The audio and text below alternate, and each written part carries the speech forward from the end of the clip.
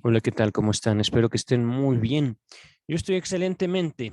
Vamos a continuar con nuestra lectura de la obra del doctor Sigmund Freud. Antes de la lectura, quiero felicitarlos. Ya estamos en el último capítulo de El chiste y su relación con lo inconsciente. Este es el capítulo séptimo, El chiste y las variedades de lo cómico.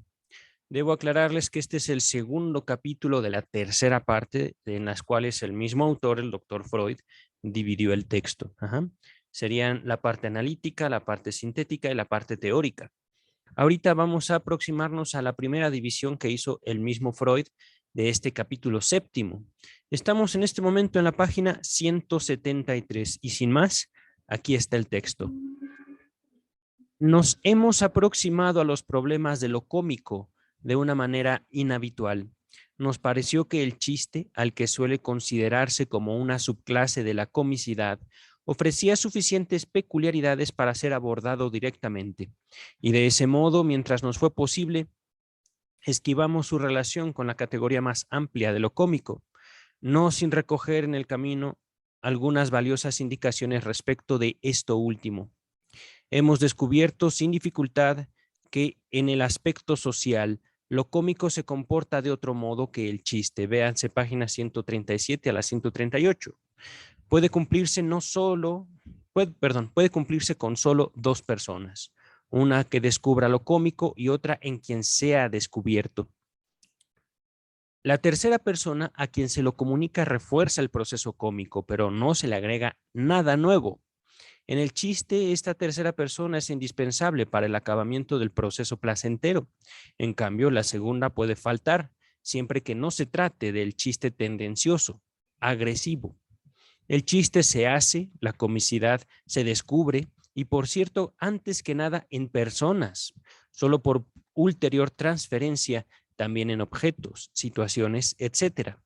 Acerca del chiste sabemos que no son personas ajenas, sino los propios procesos del pensar, las fuentes que esconden en su interior el placer que se ha de explotar. Además, tenemos noticia de que el chiste en ocasiones sabe reabrir fuentes de comicidad que han devenido inasequibles. Véase página 97, y que lo cómico a menudo sirve al chiste de fachada. Le sustituye el placer previo de lo que de ordinario se produce mediante la consabida técnica. Véase página 145. Nada de esto apunta a unos vínculos demasiado simples, que digamos, entre chiste y comicidad.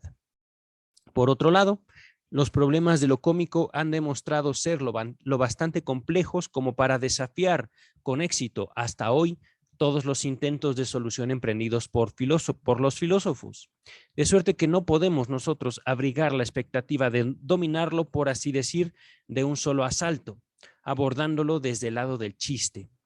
Además, para la exploración del chiste contábamos con un instrumento de que otros aún no se habían servido, el conocimiento del trabajo del sueño. En cambio, para el discernimiento de lo cómico, no disponemos de una ventaja parecida, por lo cual lo lógico es esperar que sobre la esencia de la comicidad no habremos de averiguar nada que no nos enseñara ya el chiste, en la medida en que pertenece a lo cómico y lleva en su propio ser algunos de sus rasgos intactos o modificados. El género de lo cómico más próximo al chiste es se destaca esta palabra, ingenuo. Al igual que todo lo cómico, ello es descubierto y no hecho como el chiste.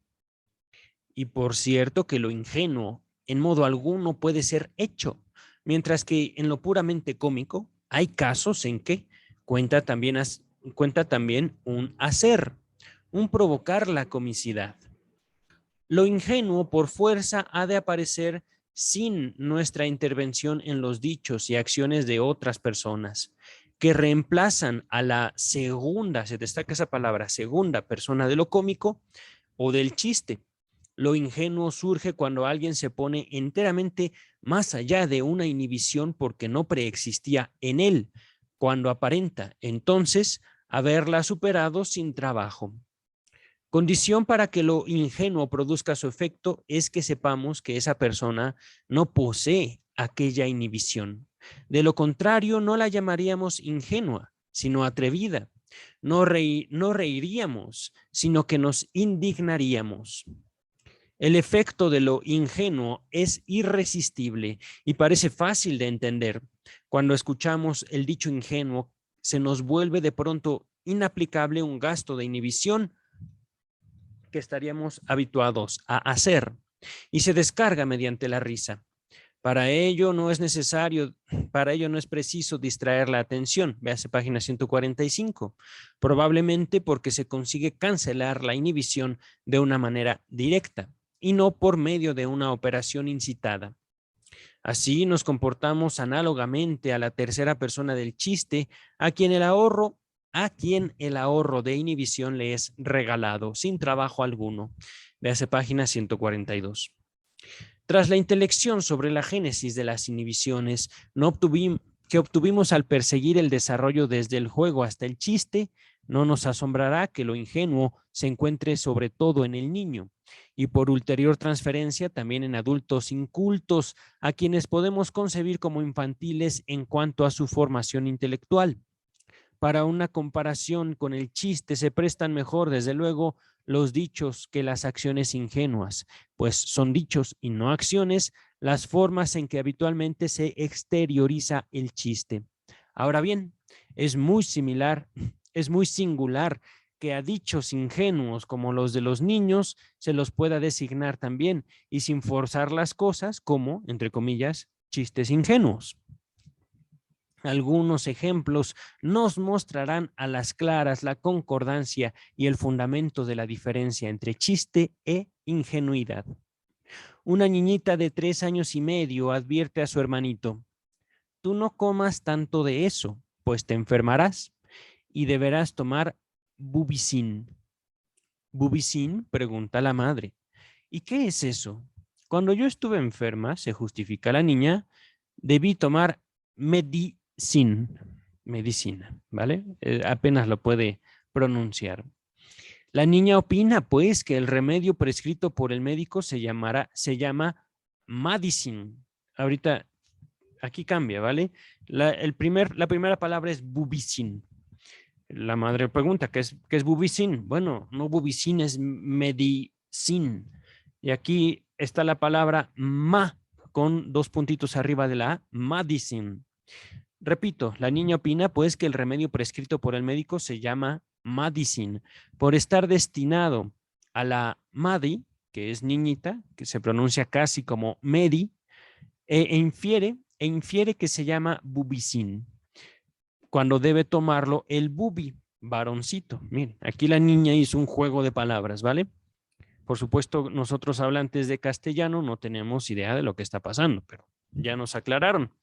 Ahora bien, dice Freud, esto está construido como un chiste en la palabra que trabajara con la técnica de la homofonía, es decir, los sonidos parecidos. Madi de medicina, medi, ¿vale? Medi de niña, por supuesto, debe ser alemán, ¿vale?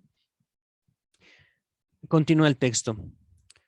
A ver, ¿dónde está? La homofonía. Y de hecho se lo podría haber presentado como verdadero chiste, en cuyo caso habríamos respondido con una risa desganada.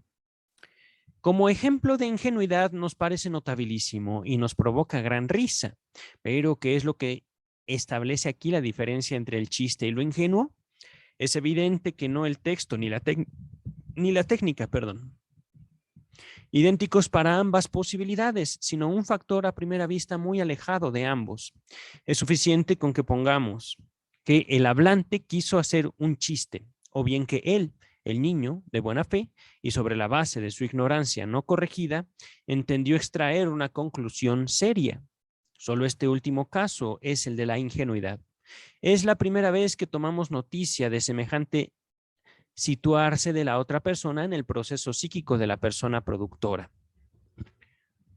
Esto es fascinante, ciertamente. Repito, esta es la primera vez que tomamos noticia de semejante situarse de la otra persona en el proceso psíquico de la persona productora. Y es una niña, es decir, los niños son la fuente de lo psíquico.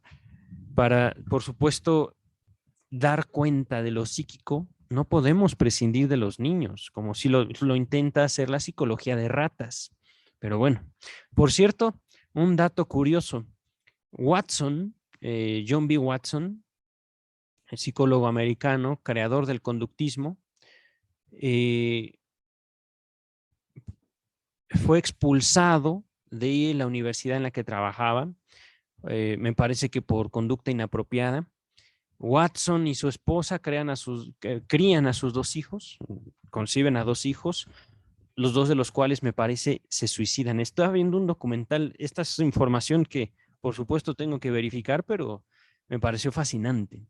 Continúa el texto. La indagación de un segundo ejemplo corroborará esta concepción. Antes de continuar, los hijos de Watson no se suicidan siendo niños, se suicidan ya siendo adultos, ¿vale? Pero por supuesto se entiende que los niños fueron expuestos y fueron criados, fueron educados conforme a un modelo conductista de lo humano, ¿vale? Repito el texto, regreso al texto. La indagación de un segundo ejemplo corroborará esta concepción. Unos hermanitos, una niña de 12 años y un varón de 10, representan una pieza de teatro compuesta por ellos mismos ante una platea de tíos y tías. La escena figura, es decir, representa, muestra una chocita a orillas del mar. En el primer acto, los dos actores, aquí vienen las dos palabras unidas por un guión, autores y actores, un pobre pescador y su brava mujer se quejan de los duros tiempos y de la escasa ganancia. El marido resuelve lanzarse al mar en su bote para buscar en otra parte la riqueza, y tras una tierna despedida cae el telón. El segundo acto se desarrolla unos años después. El pescador regresa rico y con una gran talega de dinero y refiere a su esposa, a quien encuentra esperándolo ante la puerta de la chocita, cuánta fue su buena suerte. Pero ella lo interrumpe orgullosa, entre comillas. Es que yo tampoco estuve ociosa todo este tiempo. Y abre la chocita, en cuyo suelo se ven 12 grandes muñecas como unos niños durmiendo. En este punto del drama, los actores fueron interrumpidos por un vendaval de risas de los espectadores, que aquellos no supieron explicarse. Se quedaron atónicos contemplando a esos queridos parientes que hasta entonces se habían portado con decoro y los seguían con atención. Ya uno como adulto sabe que los niños creen que los bebés se conciben sin relación sexual. Por supuesto, cuando la esposa del pescador le muestra, es una perspectiva inocente, ingenua. Le muestra, por supuesto, niños que no pueden ser de él porque él no estuvo. Por eso los adultos se ríen.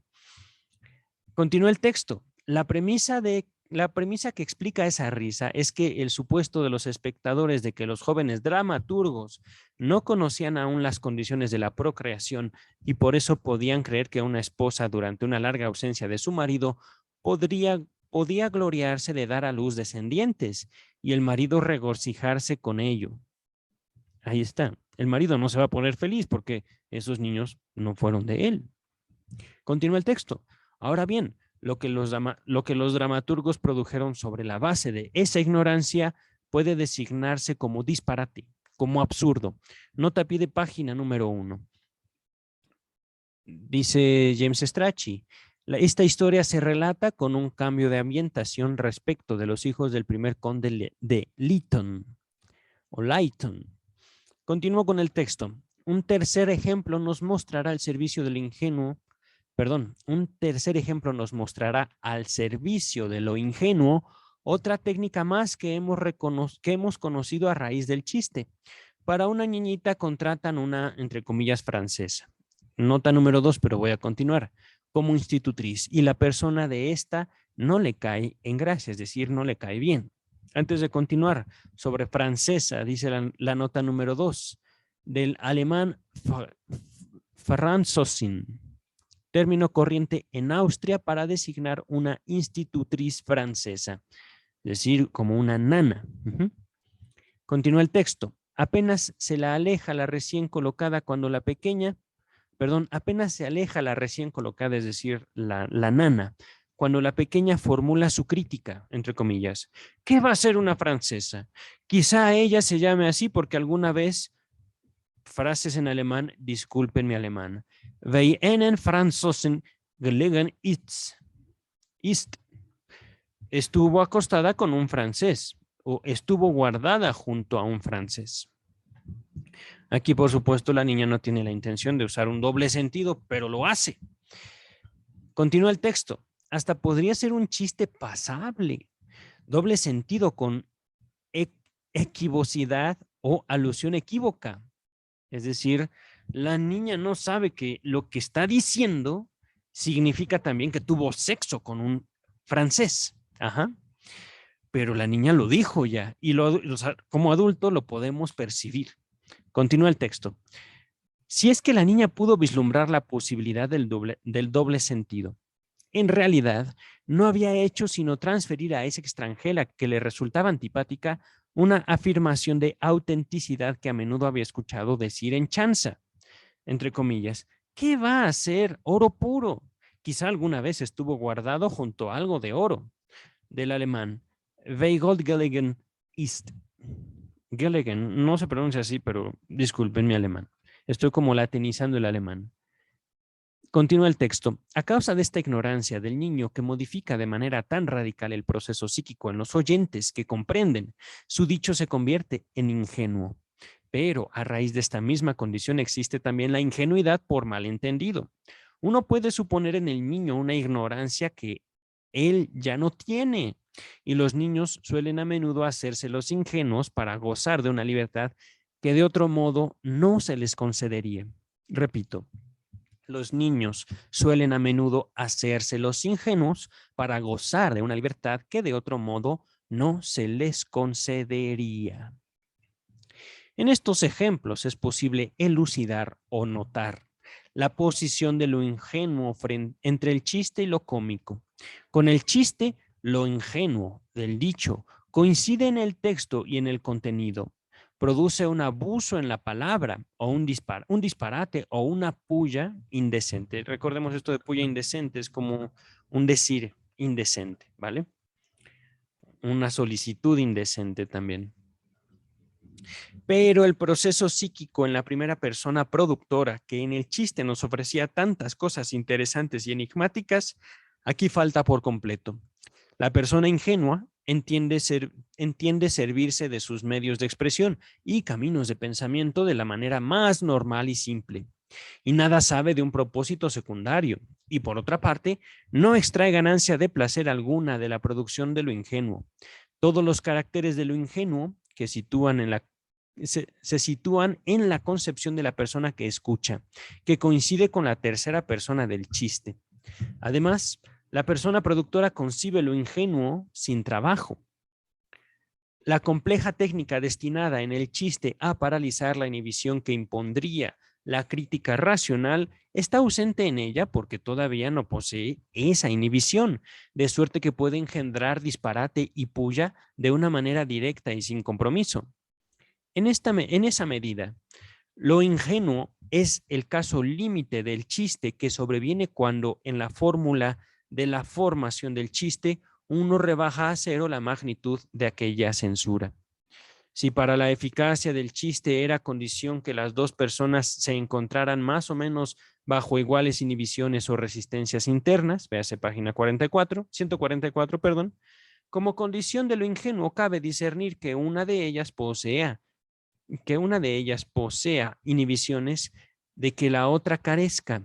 Repito, si para la eficacia del chiste era condición que las dos personas se encontraran más o menos bajo iguales inhibiciones o resistencias internas, como condición de lo ingenuo, cabe discernir o notar que una de ellas posea inhibiciones de la que la otra persona carezca. Página 132. Este parecido vínculo con la inhibición fundamenta el parentesco interno de lo ingenuo con el chiste. En ambos, el placer nace por cancelación de una inhibición interna. Ahora bien, el proceso psíquico de la persona receptora, en el caso de lo ingenuo, ella por lo común coincide con nuestro yo, mientras que en el chiste también podemos ponernos en el lugar de la persona productora. Aquí es un paréntesis que está haciendo Freud. Nuevamente esta exposición está un poco complicada. Voy a repetir. El proceso psíquico de la persona receptora es en lo ingenuo más complejo en la misma medida en que se encuentra simplificado el de la persona productora en comparación al chiste. No inventes. Ay, doctor Freud. Ahorita les acabo de leer una idea del doctor Freud. Ciertamente no tengo idea de qué quiso decir aquí el doctor Freud. El proceso psíquico de la persona receptora, ajá, es en lo ingenuo más complejo en la misma medida en que se encuentra simplificado el de la persona productora. Está receptora y productora. Ajá. Supongamos que ustedes me cuentan un chiste. Ajá. O yo estoy notando en ustedes algo ingenuo. Ajá. Pero yo soy el receptor. Yo soy el que está notando. O viceversa. Podría yo decirles un chiste y a mí me toman por ingenuo ustedes. Ajá.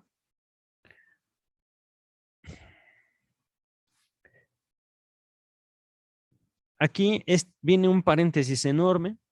En el caso de lo ingenuo en la persona receptora, ella por lo común coincide con nuestro yo. No tengo idea qué quiere decir esto. Mientras que en el chiste también podemos ponernos en el lugar de la persona productora. Ok. Estamos hablando, digamos, de estas tres personas de las que se ha hablado anteriormente. Déjenme ver si aquí está esta traducción.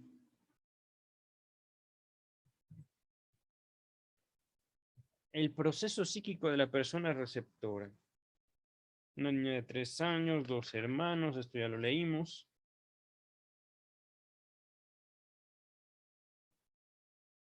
Tampoco yo he holgazaneado el análisis de estos ejemplos.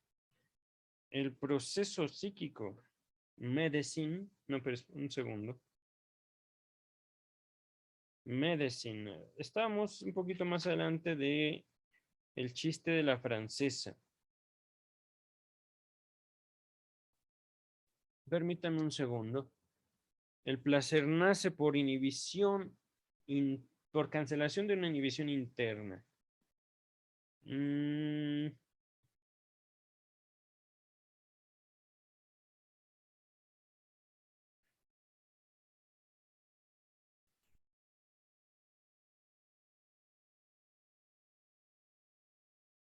Aquí está nuestro propio yo. En ambos. A ver, un segundo.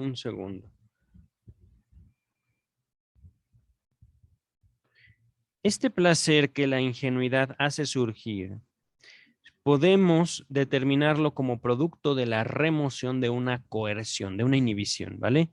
Y dado que el placer del chiste posee idéntico origen, un nódulo de placer verbal o disparatado y una envoltura de placer de remoción o de minoración, podemos fundar en la analogía de sus relaciones con la coerción el íntimo parentesco entre el chiste con la ingenuidad. En ambos nace placer de la remoción de una coerción interna. Ahí nos habíamos quedado. Más el proceso psíquico que se verifica en la persona receptora, que en la ingenuidad es generalmente nuestro propio yo, mientras que en el chiste puede ocupar el puesto de persona productora, hablando del yo, ¿vale? Nos identificamos con quien genera un chiste. Es en la ingenuidad mucho más complicado que en el chiste y en cambio mucho más sencillo el correspondiente a la persona productora. Realmente no entiendo muy bien. Vamos a continuar. En la persona receptora, me regreso a la edición estándar. En la persona receptora, lo ingenuo escuchado tiene que producir por un lado el efecto de un chiste, cosa que nuestros ejemplos pueden atestiguar.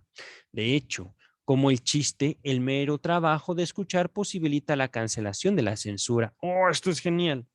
Esto es fortísimo y genial.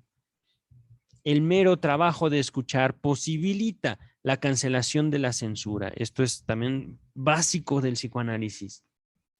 Continúa el texto, pero solo una parte del placer procurado por lo ingenuo admite esta explicación y aún ella correría peligro en otros casos de lo ingenuo. Por ejemplo, cuando se escuchan pullas ingenuas. Frente a estas, uno podría reaccionar sin más con la misma indignación que se alza contra la puya indecente real y efectiva si otro factor no nos ahorrara esa indignación y al mismo tiempo brindara la contribución más sustantiva al placer por lo ingenuo. Este otro factor nos es dado por la condición ya mencionada, véase página 174, de que para reconocer lo ingenuo tenemos que estar ciertos de que en la persona productora falta inhibición interna. ¿Qué está pasando? Permítame, déjame ver. Mi computadora hace caras. No, creo que sigue grabando. Se sigue grabando. Vamos a continuar. Solo cuando ello es seguro, reímos en vez de indignarnos. Por tanto, tomamos en cuenta el estado psíquico de la persona productora. Nos trasladamos a él, procuramos comprenderlo comparándolo con el nuestro. Por esto es fabuloso, por esto es fascinante también esta producción de Freud.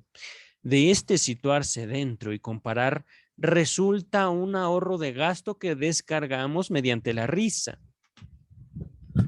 Podría preferirse una explosión. Permítanme, es que estoy un poco incómodo. Aquí está, ahora sí. Podía preferirse una exposición más sencilla, reflexionando en que nuestra indignación se vuelve superflua porque la persona no debió vencer inhibición alguna. La risa se produciría a expensas de la indignación ahorrada. Para alejar esta concepción errónea en general, separaré con mayor precisión dos casos en que la anterior exposición había reunido. Lo ingenuo que nos sale al paso puede ser de la naturaleza del chiste, como en nuestros ejemplos, o de la naturaleza de la puya indecente, de lo chocante como tal, lo cual será particularmente válido si no se exterioriza como dicho, sino como acción. Este último caso es realmente despistante. Uno podría suponer respecto de él que el placer nace de la indignación ahorrada y transmudada, pero en el primer caso el primer caso es esclarecedor. El dicho ingenuo, por ejemplo, el de la bubicín, puede en sí producir el efecto de un chiste menor y no dar ocasión a indignarse. Es sin duda el caso más raro, pero también el más puro y con mucho el más instructivo. Por tanto, reparamos que en la criatura, seriamente y sin propósito secundario, considera idénticos las sílabas medi, de medicine, que quiere decir medicina, y su propio nombre, madi, niñita. El placer por lo escuchado, perdón, antes de continuar, madi, se viene aquí entre paréntesis que también es una palabra, debe ser como una palabra popular, una frase muy reducida en una población en un tiempo dado como niñita. Ajá. Continúa el texto. El placer por lo escuchado experimenta un incremento que ya no tiene que ver con el placer del chiste o con el placer de chiste. Ahora abordamos lo dicho desde los diversos puntos de vista. Una vez, tal como se produjo en la niña, y la otra como se habría producido para nosotros, a raíz de esa comparación hallamos que el niño descubrió una identidad, venció una barrera que para nosotros subsiste. Y entonces todo sigue como si nos dijéramos, entre comillas. Si quieres comprender lo escuchado, puedes ahorrarte el gasto que significa mantener esa barrera. Caramba. Por eso no entiendo. Continúa el texto. El gasto liberado a raíz de tal comparación es la fuente del placer por lo ingenuo y se lo descarga mediante la risa. Es en verdad el mismo gasto que habríamos mudado en indignación si esta última no estuviese excluida o separada por nuestro entendimiento de la persona productora y en este caso también por la naturaleza de lo dicho. Ahora bien, si tomamos el caso del chiste ingenuo como paradigma del otro caso, el de lo chocante e ingenuo, vemos que también en él El ahorro de inhibición puede provenir directamente de la comparación, que no tenemos necesidad de suponer una indignación incipiente, es decir, naciente, y luego ahogada, y que esta última no corresponde sino a un empleo en otro lugar del gasto liberado, empleo para prevenir el cual se requerían en el chiste complejos dispositivos protectores. Nuevamente una frase un poco difícil, repito, empleo para prevenir. Este empleo es en el que un movimiento, un esfuerzo interno, el cual requería en el chiste complejos dispositivos protectores. Todo esto que vimos en la página 144, 145, de ir preparando el chiste o ir preparando al escucha. Ajá. Continuamos. Esta comparación, este ahorro de gasto a raíz de situarse dentro del proceso anímico de la persona productora, solo pueden reclamar significatividad o importancia para lo ingenuo si no convienen a lo ingenuo solo. Vamos a continuar. De hecho, nace en nosotros la conjetura de que este mecanismo por completo ajeno al chiste es una pieza, quizá la esencial, del proceso psíquico en lo cómico. Desde este ángulo es, por cierto, la perspectiva más importante de lo ingenuo. Lo ingenuo se presenta aquí así, como una variedad de lo cómico. Disculpen. Lo que en nuestros ejemplos de dichos ingenuos viene a sumarse al placer de chiste es un placer cómico, entre comillas. Respecto de este, nos inclinaríamos a suponer, en términos generales, que nace por ahorro de un gasto a raíz de la comparación entre las exteriorizaciones de otro y las nuestras. En Perú, como aquí estamos en presencia de unas intuiciones de vasto alcance, concluiremos antes la apreciación de lo ingenuo. Entonces lo ingenuo sería una variedad de lo cómico en la medida en que su placer brota de la diferencia, de gasto que arroja el querer entender al otro, y se aproxima al chiste por la condición de que ese gasto ahorrado por vía comparativa tiene que ser un gasto de inhibición. Bárbaro, bárbaro el doctor Freud. Antes de continuar, aquí hay dos observaciones. La primera, en que su placer brota de la diferencia. Aquí introduje una pausa porque hay un asterisco. Véase la nota de la traducción castellana, página 186. Ahorita no vamos a ir a la nota. No confío en James Strachey, pero es que 186. Vamos a llegar a esa nota en esta lectura. Aquí pueden poner un asterisco si ustedes gustan. No sé cuánto tiempo llevamos la lectura, pero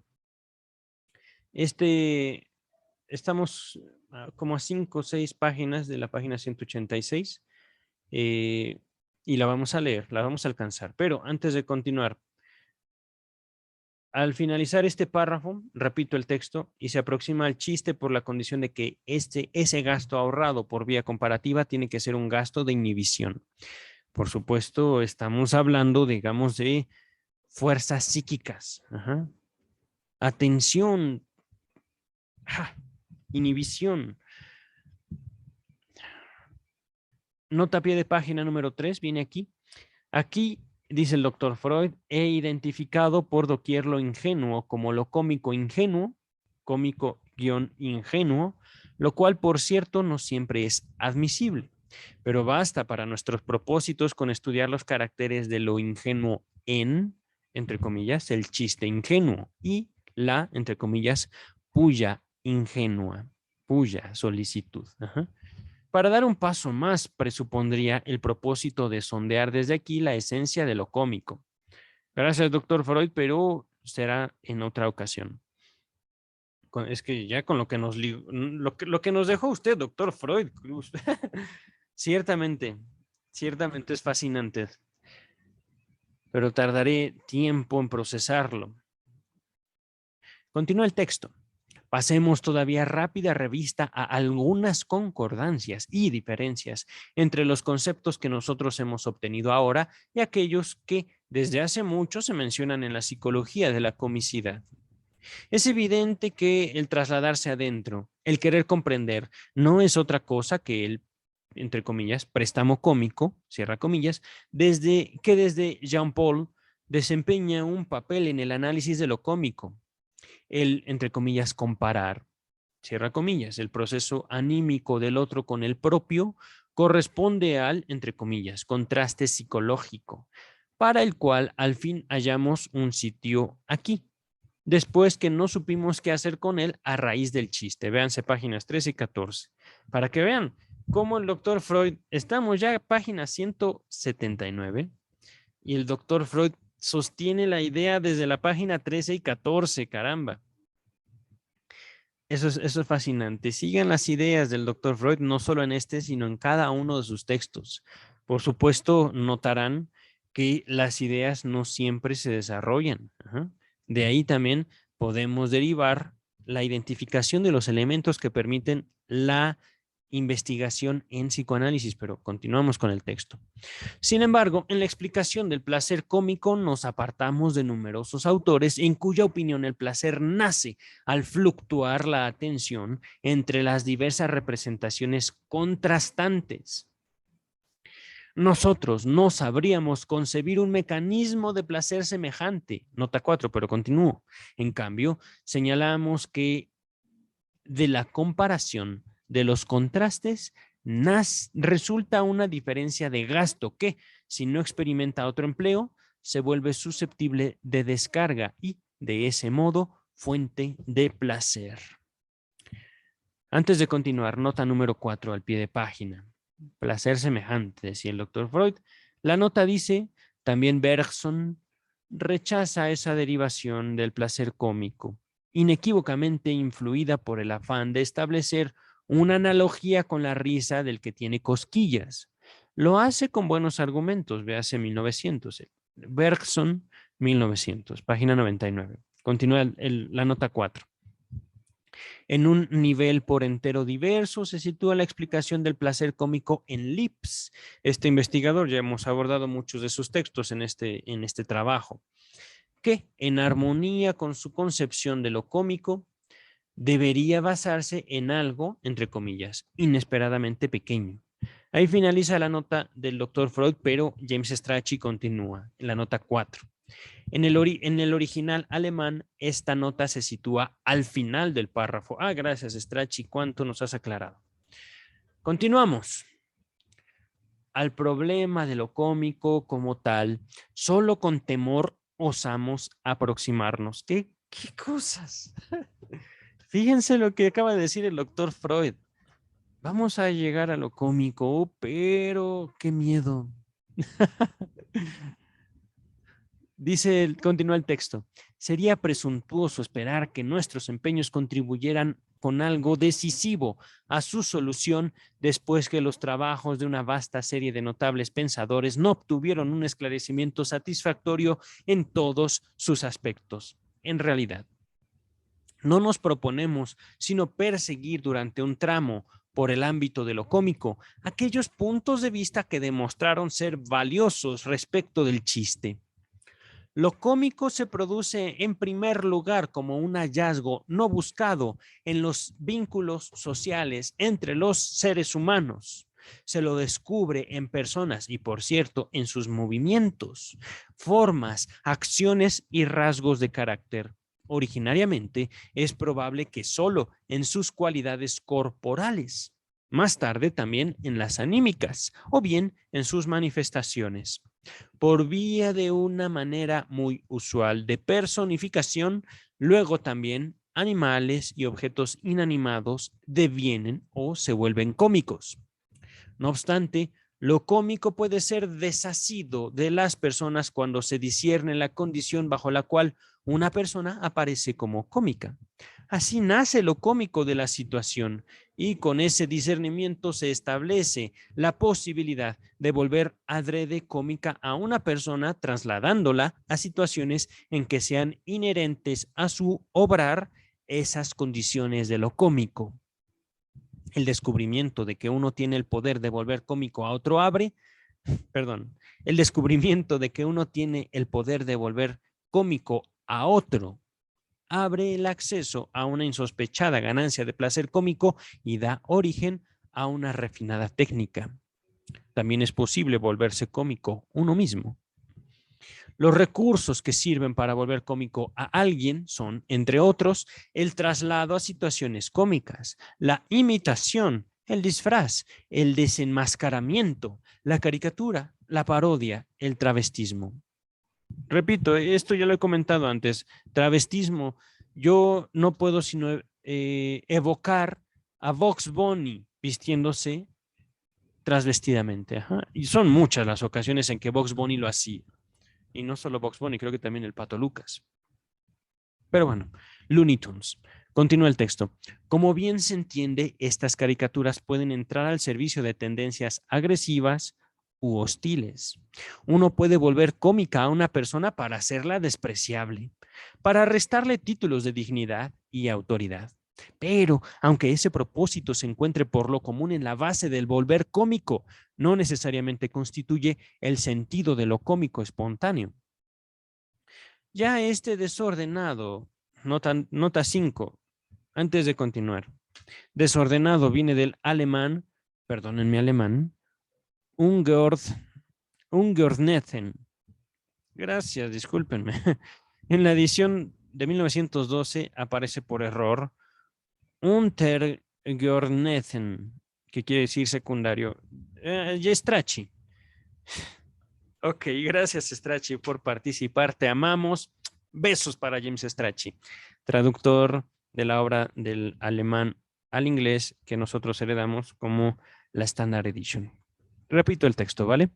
Ya este desordenado repaso del surgimiento de lo cómico nos permite advertir que debe atribuírsele un radio de origen muy extenso, de suerte que no cabe esperar aquí unas condiciones tan especializadas como las que hallamos, por ejemplo, en lo ingenuo, con miras a ponernos sobre la pista de la condición válida para lo cómico. Lo más atinado es escoger un caso como punto de partida. Elegimos lo cómico de los movimientos acordándonos de que la representación teatral más primitiva, la pantomima, se vale de este recurso para hacernos reír. A la pregunta sobre por qué nos reímos de los movimientos del clown, viene aquí palabra en inglés, no está ni ladeada, simplemente dice del clown. Clown en inglés es payaso. Ajá. Repito, a la pregunta sobre por qué nos reímos del movimiento del clown, se podría responder porque nos parecen desmedidos y desacordes con un fin. Reímos de un gasto demasiado grande. Busquemos esta condición fuera de la comicidad obtenida artificialmente. Vale decir, disculpen, allí donde uno la descubre de manera no deliberada. Los movimientos del niño no nos parecen cómicos, por más que se agite y salte. Cómico es, en cambio, que el niño que aprende a escribir saque la lengua y acompañe con ella los movimientos de la pluma. En estos movimientos concomitantes vemos un gasto superfluo que nosotros en igual actividad nos ahorraríamos. De igual modo, también en adultos nos resultan cómicos unos movimientos concomitantes, secundarios podríamos decir, o aún movimientos expresivos algo desmedidos. Así, son casos puros de esta clase de comicidad los movimientos que ejecuta el jugador de bolos después que arrojó la bola, cuando sigue su trayectoria como si todavía pudiera regularla con posterioridad. Cómicos son todos los gestos que exageran la expresión normal de las emociones, aunque se produzcan de manera involuntaria, como en las personas afectadas por el baile de San Vito, chorrea entre paréntesis, o chorea. Ahí viene una palabra, no sé si es italiana, no sé si es francesa, alemana, podríamos leerla como chorea. Pero, por supuesto, esto de choro, chorea, tiene una connotación en México de mentir, ¿vale? No les sugiero que la lean como mexicanos. Incluso tal vez como españoles o argentinos tengan más chance de saber el esta frase, esta palabra chorea y la relación con el baile de San Vito. Vito se escribe con V. Ajá. Continúa el texto. También los apasionados movimientos de un moderno director de orquesta parecerán cómicos a toda persona ignorante en música que no comprenda su carácter necesario. Y desde esta comicidad de los movimientos se ramifica aún lo cómico de las formas del cuerpo y los rasgos del rostro, en la medida en que se los conciba como si fueran producto de un movimiento llevado demasiado lejos y carente de fin. Ojos saltones, una nariz que se proyecte sobre la boca en forma de pico del oro, orejas salientes, una joroba, y rasgos de esta índole probablemente solo sean cómicos porque uno se representa los movimientos que se habrían requerido para producirlos y yo actuándolos. A cuyo fin la representación considera móviles mucho más de lo que son, mucho más de lo que lo son en realidad a nariz, orejas y otras partes del cuerpo. Es sin duda cómico que alguien pueda, entre comillas, mover las orejas. Y por cierto que lo sería todavía más el que pudiera mover la nariz hacia arriba o hacia abajo. Buena parte del efecto cómico que los animales nos producen se debe a que percibimos en ellos movimientos que no podríamos imitar. Pero ¿de qué manera damos en reír cuando hemos discernido como desmedidos y desacordes con el fin los movimientos de otro? Opino por la vía de la comparación.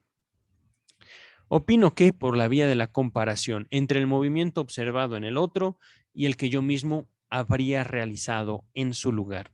Desde luego que tiene que aplicarse una misma medida en términos a los términos comparados. Y esa medida es mi rasgo de inervación conectado a la representación del movimiento en uno y en otro caso. Esta afirmación requiere ser elucidada y desarrollada. Aquí hay oportunidad para la investigación en psicoanálisis. Lo que aquí ponemos en recíproca relación es, por una parte, el gasto psíquico producido a raíz de un cierto representar y, por la otra, el contenido de eso representado. Nuestra afirmación sostiene que el primero no es en general y por principio independiente del segundo, del contenido de representación.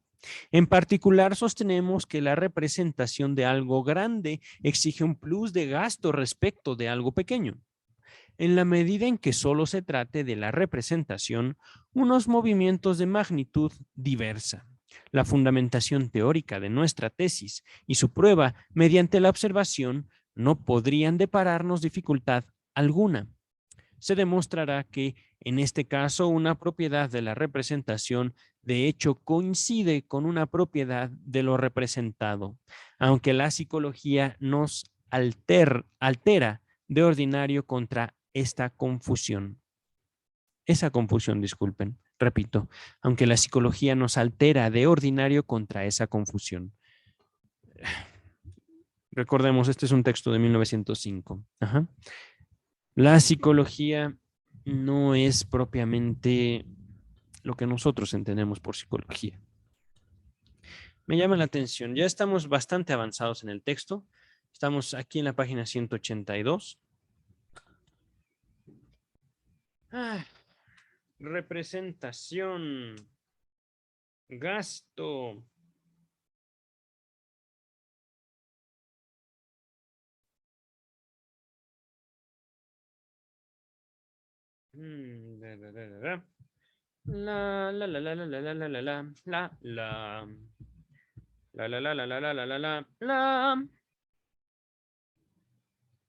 Uy, qué rápido he leído, ¿eh?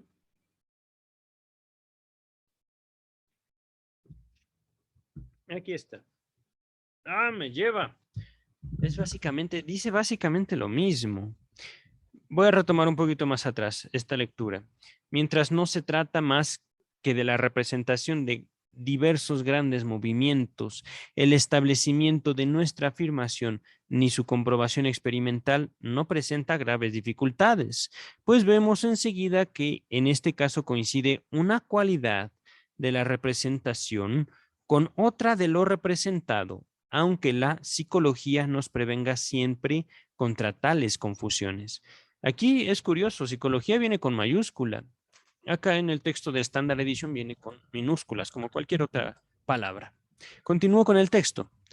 Adquiero la representación de un movimiento de magnitud determinada ejecutando o imitando ese movimiento. Y a raíz de esta acción tengo noticia en mis semejantes de inervación de una medida para ese movimiento. ¡Wow! Nota número 6. Dice el doctor Freud. Es que básicamente, y esto es un principio del teatro, un principio del arte histriónico, cada palabra, por supuesto también insertada en un discurso, tiene una intensidad. Y por supuesto, esa intensidad se puede mostrar, se puede evidenciar acompañando las palabras con movimientos corporales, la danza. Y ya no estamos hablando en la danza de actuación. Estamos hablando justo que la intensidad en la ejecución de la música se traduce en expresiones corporales de los bailarines, de la gente que practica la danza. Aquí viene la nota a pie de página número 6. Dice el doctor Freud, el recuerdo de este gasto de inervación permanecerá como la pieza esencial en la representación de este movimiento y siempre habrá en mi vida anímica maneras de pensar en que la representación estará representada exclusivamente por ese gasto. Uf, me voló la cabeza ahorita el doctor Freud. Es que, ¿cómo decirlo? Aquí está hablando el doctor Freud como de una economía subjetiva. Ajá. Esta intensidad que es posible atribuir a las palabras en un discurso, a las notas en una pieza musical, adquiere, digamos, como un derecho de ciudadanía en cada uno de nosotros y constituyen, por nuestro contacto con ellas, nuestro mundo psíquico, podríamos decirlo. Ahorita estoy interpretando al doctor Freud, pero vamos a continuar. Sigo en la nota 6. En otros nexos puede introducirse un sustituto de ese elemento por otros, verbigracia, por las representaciones visuales de la meta del movimiento, por la representación palabra. Estas dos palabras van unidas, representación palabra. Y en ciertas variedades del pensar abstracto bastará con un signo en lugar del contenido pleno de la representación. Esto es básicamente, este es un párrafo asombroso. Básicamente aquí nos resumió toda la interpretación de los sueños. Por supuesto, esto es un poco difícil de comprender, pero está hermoso, ciertamente, y fascinante. Continuamos con el texto. Ya no estamos lejos de terminar este capítulo. Ahora bien, cuando percibo en otro un movimiento parecido, repito, cuando percibo en otro un movimiento parecido, de mayor o menor magnitud, el camino más seguro para entenderlo, para apercibirlo, será que lo ejecute imitándolo. Y entonces podré decidir, mediante la comparación, en cuál de los dos fue mayor mi gasto. Es indudable que a raíz de la percepción de movimientos sobreviene ese esfuerzo de imitación, pero en la realidad efectiva yo no ejecuto la imitación, así como no deletreo, aunque aprendí a leer haciéndolo, deletreando. Ajá. En vez de imitar el movimiento con mis músculos, procedo a representarlo por medio de mis huellas némicas, de los gastos que demandaron movimientos semejantes. El representar o, entre comillas, pensar, se diferencia del obrar o ejecutar, sobre todo porque hace desplazarse muy escasas energías de investidura e impide que el gasto principal sea drenado, sea llevado a cabo. Ajá. Nota número 7. Aquí es una nota de Strachey. Vamos a ver qué nos dice el doctor Strachey. Este importante principio había sido enunciado por Freud, aunque quizá no con la misma claridad que aquí en la interpretación de los sueños. Véase volumen 5, página 588 a 89. Ajá. Ya en el proyecto de psicología, volumen 1, página 377 a 380, lo había estudiado en términos cuasi neurológicos. Vuelve a traerlo al primer plano en el texto. Formulaciones sobre los dos principios del AKSR psíquico. Véase volumen 12, página 226, y más adelante reaparecen varios pasajes de sus obras. Véase la 32ª de las nuevas conferencias de introducción al psicoanálisis, volumen 22, página 83. Gracias, Strachey, te amamos. Pero continuamos con el texto. Pero, dice el doctor Freud, pero, ¿de qué modo el factor cuantitativo, la magnitud mayor o menor del movimiento percibido se expresa en la representación? Y si en la representación compuesta por cualidades falta una figuración de la cantidad, una figuración, algo que nos permite identificar la cantidad, ¿vale? ¿Cómo puedo diferenciar las representaciones de movimientos de magnitud diversa y emprender entonces la comparación que nos interesa aquí? En este punto, la fisiología nos señala, repito, en este punto la fisiología nos señala el camino, enseñándonos que también durante el representar discurren inervaciones hacia los músculos, aunque ellas corresponden, claro está, solo a un gasto modesto. Nota número 8. Nuevamente, Strachey. Cierta aproximación a las ideas contenidas en este párrafo puede hallarse tal vez en los escritos, en las secciones 17 y 18 de la parte primera del proyecto de psicología. Me lleva pifas, Strachey. Tal vez. Tal vez. Es que este tal vez a mí me trastorna realmente. Cuando en Strachey se nos encarga de decir, miren, esta parte tiene mucho que ver con este otro escrito de mi maestro, el doctor Freud, pues qué bonito, ¿no? Qué padre. Vamos haciendo una relación básicamente con los escritos bíblicos, ¿no? Génesis se relaciona con Apocalipsis por esto y esto y esto, pero no es un tal vez, papá. Vamos a continuar. Gracias, Strachey, te amamos.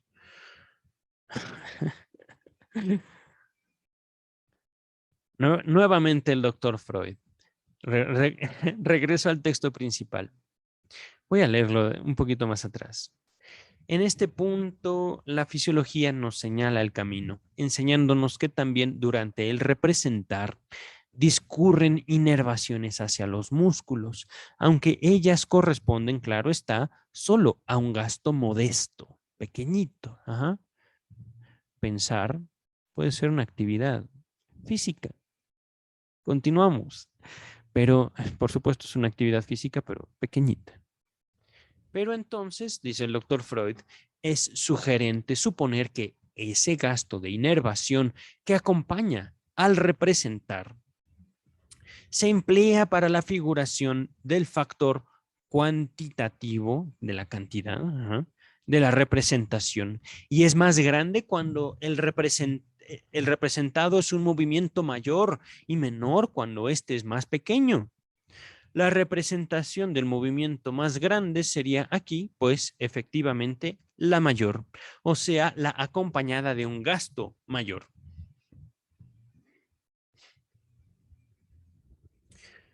La observación muestra de manera directa que los seres humanos están habituados a expresar lo grande y lo pequeño de sus contenidos de representación por la diversidad de gasto en una suerte de, se destaca, mímica de representación. Uf, otra vez. El doctor Freud me acaba de volar otra vez la tapa de los sesos. ¡Pum! No, mind blown. Es en serio. Wow. Dice el texto, cuando un niño un hombre de pueblo o un miembro de ciertas razas comunica o describe algo, fácilmente se echa de ver, es decir, se nota que no se contenta con patentizar al oyente su representación escogiendo unas palabras claras, sino que también figura el contenido de ella en sus movimientos expresivos. Conecta la figuración mímica con la verbal. Sobre todo, dibuja así las cantidades e intensidades. Entre comillas, una alta montaña y levanta la mano por encima de su cabeza, maldita sea. Un enanito y la hace descender a ras del suelo. Y si se ha quitado el hábito de pintar con las manos, tanto más lo hará con la voz. Si también se ha dominado en esto, puede apostarse a que al describir algo grande, abrirá desmesuradamente los ojos y al figurar lo pequeño los entrecerrará. No son sus afectos los que así exterioriza, sino, en realidad, el contenido de lo representado. Deberíamos suponer ahora que esta necesidad de mímica solo despierta exigida por la comunicación, aunque buena parte de este modo de figurar escapa por completo a la atención del oyente. Prefiero pensar que esta mímica, si bien menos vívida, es decir, menos notoria, está presente en ausencia de toda comunicación y también se produce cuando la persona se representa para sí sola, piensa en algo, piensa algo en forma intuible. Apenas se expresa lo grande y lo pequeño en su cuerpo como lo hace cuando habla, por lo menos mediante una inervación alterada en los rasgos de su rostro y en sus órganos sensoriales. Y hasta puedo pensar que la inervación corporal, acorde al contenido de lo representado, fue al comienzo y origen de la mímica con fines de comunicación para cumplir. Este propósito no le hizo falta más que acentuarse, volverse llamativa para el otro. En tanto así defiendo el punto de vista de que a la, entre comillas, expresión de las emociones, cierra comillas, notoria como un efecto secundario corporal de procesos anímicos, debe agregársele esta, entre comillas, expresión del contenido de representación. Ahorita, un comentario, pero ahorita. Tengo bien en claro que mis puntualizaciones sobre la categoría de lo grande y lo pequeño no han agotado el tema. Antes de darles mi comentario, quiero acabar este párrafo. Bueno, continúo. Yo mismo sabría agregar muchas cosas aún antes de llegar a los fenómenos de tensión por los cuales una persona señala corporalmente el recogimiento de su atención y el nivel de abstracción en que su pensar se mantiene durante ese tiempo. Considero muy sustantivo o importante este asunto y creo que el estudio de la mímica de representación sería en otros campos de la estética tan útil como lo es aquí para entender lo cómico. Ahora sí, mi comentario. No solo sentimos con el cerebro, no solo sentimos con el corazón, no solo sentimos, y esto es curioso, con el cuerpo. Sentimos con las palabras, sentimos con la música, sentimos con las imágenes, sentimos con los tonos de voz. Entonces, cuando digo sentimos, por supuesto en español se pueden entender muchas cosas. Nos provoca emoción. Hace nacer eso en nosotros. Por esto no puede ser tomada la psicología como un producto de la neurología. Lo he dicho antes con otros ejemplos. Pero basta de mi comentario. Ya estamos muy prontos a terminar y en serio este texto está delicioso. Dice el texto, ¿vale? Para volver ahora a la comicidad del movimiento, repito que con la percepción de un determinado movimiento se dará el impulso a representarlo mediante un cierto gasto. Por tanto, en el, entre comillas, querer comprender, cierra comillas, en la apercepción de ese movimiento, yo hago un cierto gasto. Me comporto en esta pieza del proceso anímico exactamente igual que si se me situara en el lugar de la persona observada. Ahora bien, es probable que al mismo tiempo tenga en vista la meta de ese movimiento y pueda apreciar, por medio de mi anterior experiencia, la medida de gasto que se requiere para el logro de esa meta. Prescindo en esto de la persona observada y me comporto como si yo mismo quisiera alcanzar la meta del movimiento. Estas dos posibilidades de representación desembocan en una comparación entre el movimiento observado y el mío propio. Ante un movimiento desmedido del otro y desacorde con el fin, mi plus de gasto para entenderlo es inhibido. In statu nascendi, y otra vez esta frase en latín. Es inhibido en cuanto empieza a nacer. Por así decir, en su movilización misma.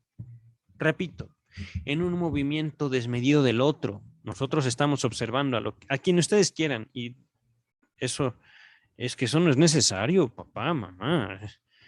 No había que hacer eso. Digo, lo haces porque quieres. Mi plus de gasto para entenderlo es inhibido. Ahí está, pues digo. Es declarado superfluo y así queda libre para un empleo ulterior. Eventualmente su descarga en risa. De esta manera, si vinieran a agregarse otras condiciones favorables, la génesis del placer por el movimiento cómico sería un gasto de inervación que ha devenido inaplicable como excedente a consecuencia de la comparación con el movimiento propio. Notamos ahora que debemos continuar nuestras elucidaciones en dos sentidos diferentes. Permítanme. En primer lugar, establecer las condiciones para la descarga del excedente. En segundo lugar, examinar si los otros casos de lo cómico pueden concebirse de manera parecida a lo cómico del movimiento. Abordamos primero la segunda de esas tareas y, tras lo cómico del movimiento y de la acción, pasamos a considerar lo cómico que se descubre en las operaciones mentales y otros rasgos de carácter del otro. Podemos tomar como modelo del género el disparate cómico tal como lo producen los candidatos ignorantes en un examen. Claro que es más difícil dar un ejemplo simple de los rasgos de carácter. No nos despiste el hecho de que disparate y tontería de efecto tan a menudo cómico no sean sentidos así en todos los casos. De igual modo que los mismos caracteres que una vez nos dan risa por cómicos, otras veces pueden parecernos despreciables u odiosos. Este hecho, que no debemos dejar de tener en cuenta, no hace, empero, sino indicar que en el efecto cómico intervienen todavía otras constelaciones que la comparación ya consabida, unas condiciones que acaso pesquisemos en otro contexto. Véanse páginas 206 y siguientes, ya llegaremos. Ya estamos finalizando la página 185 y estamos a 2-3 paginitas de terminar. Permítanme. Continuamos el texto principal. Es evidente que lo cómico descubierto en las propiedades espirituales y anímicas de otro vuelve a ser resultado de una comparación entre él y mi yo. Pero lo notable es que se trata de una comparación que casi siempre ha arrojado el resultado contrapuesto al caso del movimiento o la acción cómicas. En estos últimos, era cómico que el otro se impusiera un gasto mayor del que yo creo necesitar. En el caso de la operación anímica, en cambio, será cómico que el otro se haya ahorrado un gasto que yo considero indispensable. En efecto, disparate y tontería son operaciones por defecto. Es decir, lo típico. En el otro vemos que no hay un gasto que para nosotros es indispensable. ¿Por qué? Porque es un disparate, es una tontería. Ajá. Continúa el texto. En el primer caso, yo río porque él lo hizo demasiado difícil y por demasiado fácil en el segundo. Parece entonces que para el efecto cómico solo importa la diferencia. Asterisco, pero continúo. Solo importa la diferencia entre los dos gastos de investidura, el de la, entre comillas, empatía, cierra comillas, y el del yo, y no en el sentido de esa diferencia. Ahora sí, el asterisco, no sé por qué dice aquí diferencia y asterisco. Strachey, vamos a ver qué dice. Aquí y en todo el resto de la obra se emplea en este contexto la palabra alemana Differenz, perdón, lo estoy leyendo como francés, Differenz, en lugar de la habitual Unterschied. Lo estoy leyendo como inglés, pero discúlpenme. Aquella es la utilizada en matemática y apunta más a una diferencia cuantitativa que cualitativa, de cantidad que de calidad, ajá, que de esto es suave o es rasposo. Ajá. Ahí estoy hablando de una diferencia de cualidad, más bien de es mucho o es pequeño. Ajá. Entonces, diferencia, solo importa la diferencia en cuestiones de cantidad. Ajá. Vamos a continuar. Esto al comienzo confunde nuestro juicio, pero deja de sonarnos raro tan pronto consideramos que es acorde a nuestro desarrollo personal hacia un estadio más alto de cultura el limitar nuestro trabajo muscular y aumentar nuestro trabajo de pensamiento. Aumentando nuestro gasto de pensamiento, logramos reducir nuestro gasto de movimiento para una misma operación. Logro cultural de que son prueba nuestras máquinas. ¡Pum! Otra vez el doctor Freud. Me ha golpeado este texto como no tienen idea. Aquí viene la nota a pie de página número 9. Una frase, mira, qué interesante.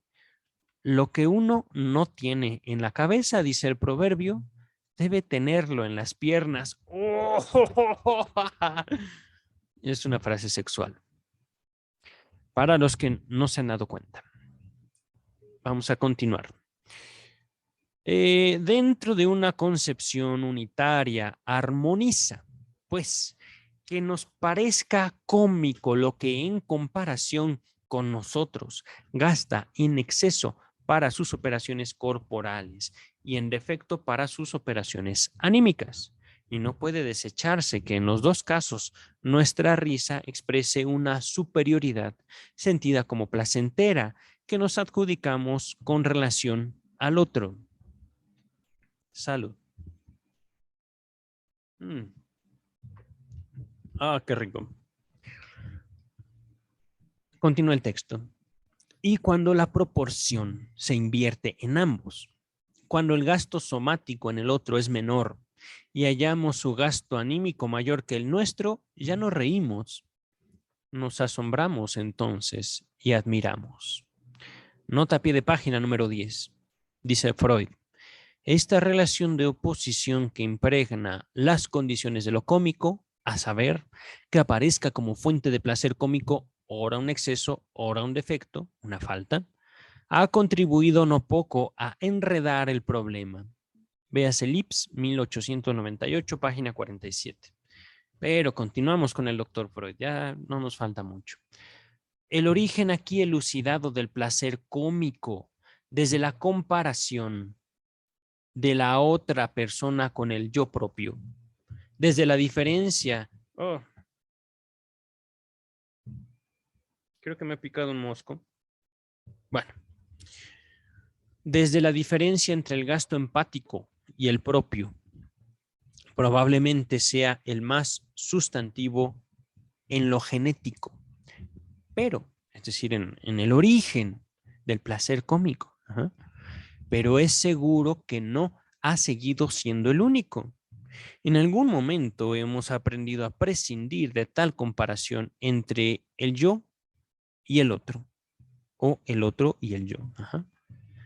Y a procurarnos la diferencia placentera desde un solo lado, ya sea el de la empatía, sea el de los procesos del yo propio, con lo cual queda demostrado que el sentimiento de superioridad no posee un nexo o una relación esencial con el placer cómico. Una comparación es, empero, indispensable para la génesis de ese placer.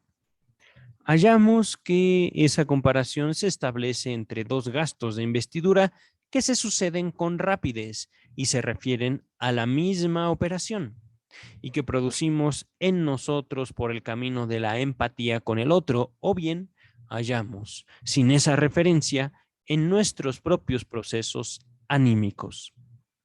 El primer caso, en el cual por consiguiente la otra persona sigue desempeñando un papel, solo que ya no por su comparación con nuestro yo.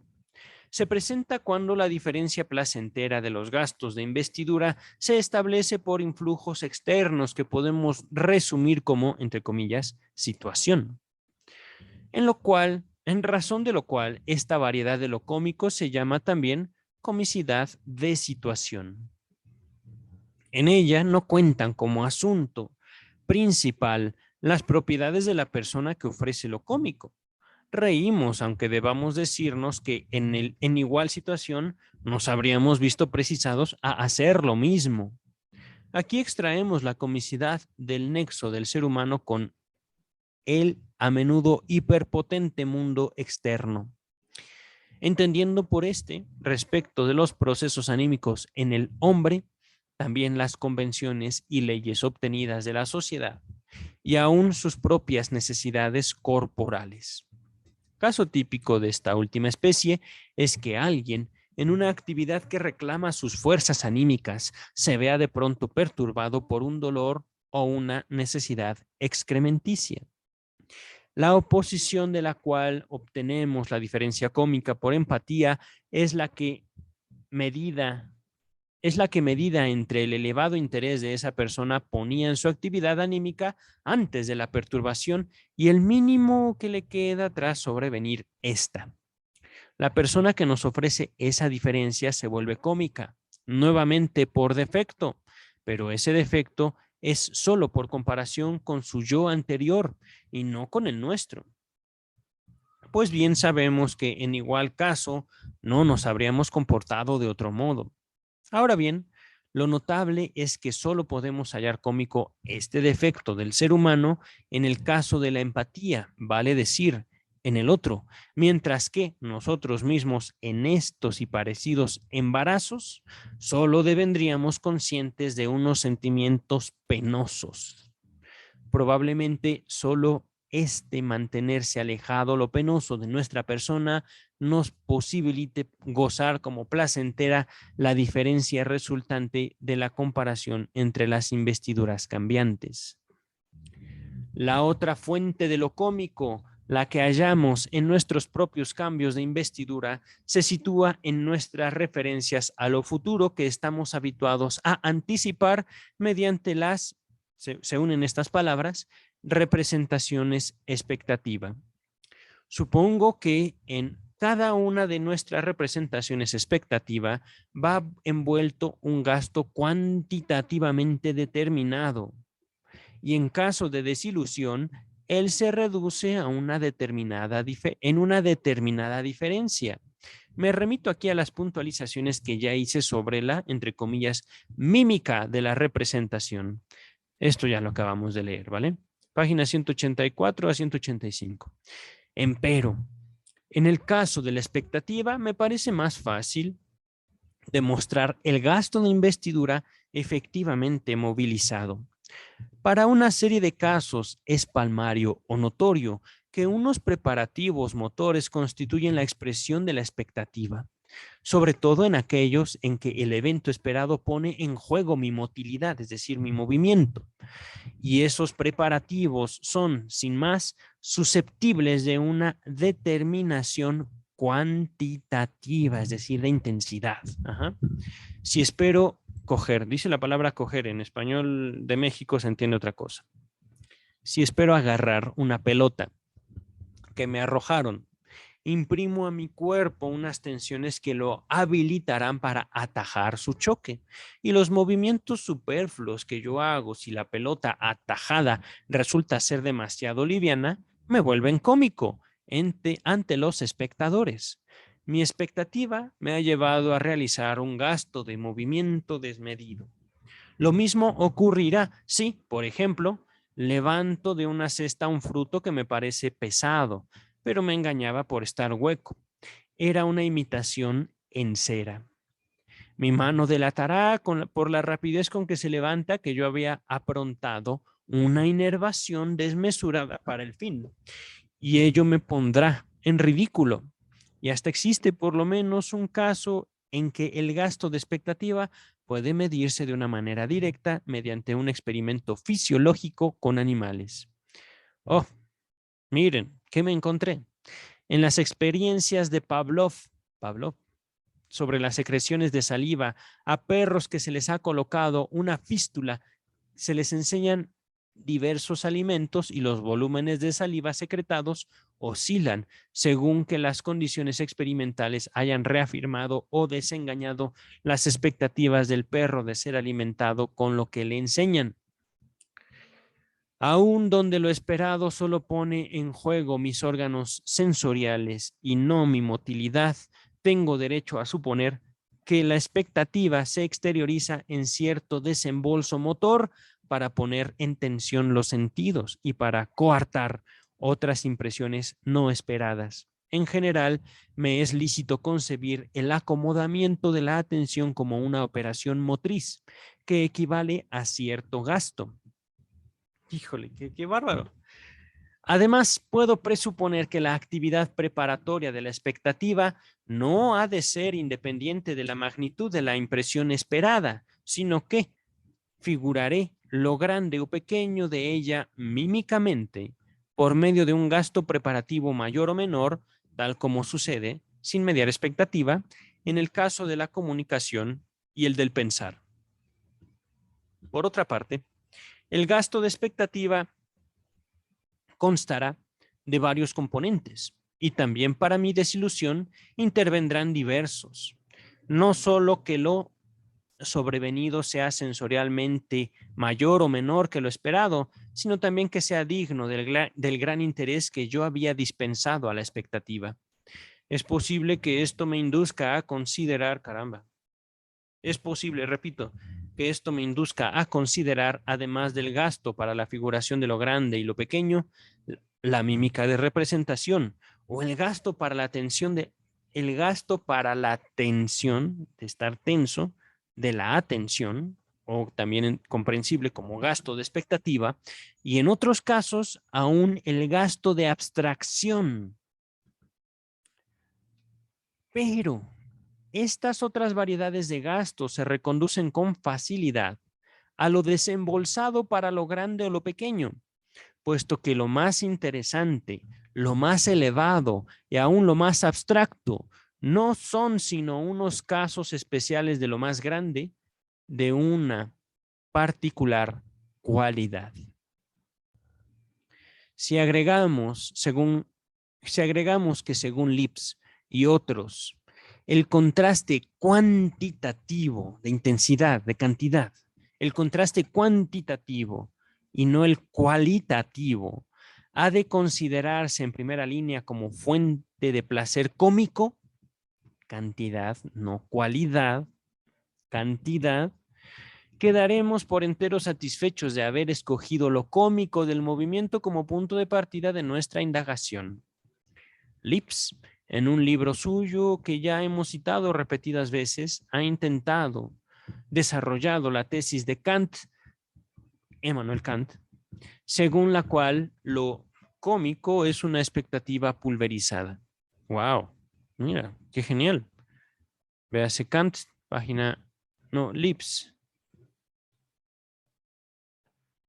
La nota 14 de la página, no sé, no sé qué quiere decir aquí Strach. Vamos a continuar, que ya acabó el texto. Derivar el placer cómico enteramente de la expectativa. Nota número 11, veas el Ips 1898, página 50 y siguientes. Gracias, así se dice, Strachey. Continúa el texto.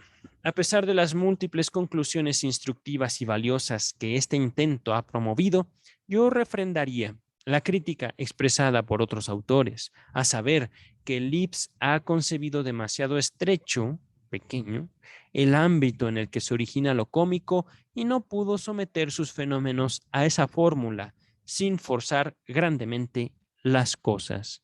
Fin de la primera parte del capítulo 7. ¿Qué les pareció? Por supuesto, cualquier duda, comentario en la caja de comentarios. Recordemos que si bien este texto es ya avanzado del el chiste y su relación con lo inconsciente,